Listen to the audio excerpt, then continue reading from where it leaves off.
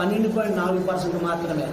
అంతా రవాణా రంగంలో ఉద్యోగం పనిచేయాలన్నా లేకపోతే లారీ కొనుక్కోవాలన్నా ఆటో కొనుక్కోవాలన్నా బాగా మాస్టర్స్ జరుగుతున్నాయి. అందులో 4.1. జపాన్లో కూడా ప్రతి 1000 మందికి 600 వాహనాలు ఉన్నాయి. హై స్పీడ్ వాహనాలు కూడా ఉన్నాయి. మనకంటే హై స్పీడ్ వాహనాలు ఉన్నాయి. దీంట్లో ముఖ్య ఉద్దేశం ఏంటంటే ప్రమాదాలను నివారించాలి. ప్రమాదాలను నివారించాలంటే డ్రైవర్లు అందరూ కూడా సుశిక్షితులైన వాళ్ళే.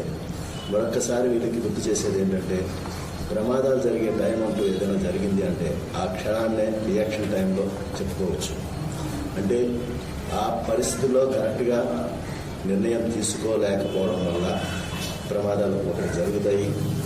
అంటే పరిస్థితిని అర్థం చేసుకొని ఏబీసీ పెడల్స్ని, క్లచ్, బ్రేక్, యాక్సిలరేట్ పెడల్స్ని ఎలా ఉపయోగించాలి, స్టీరింగ్ ఎలా తిప్పాలి అనే దాంట్లో పూర్తి జ్ఞానంతో చేయకపోవడం వలన కానీ, లేదా స్టీరింగ్ ఈ 4 పార్టీల్లో ప్రాపర్ అప్లికేషన్ లేకపోవడం వల్ల కానీ, రెండోది రోడ్డు పైన వచ్చినటువంటి మిగతా అదర్ రోడ్ యూజర్స్ ప్రాపర్గా రాకపోవడం వల్ల కానీ ప్రమాదం జరుగుతుంది.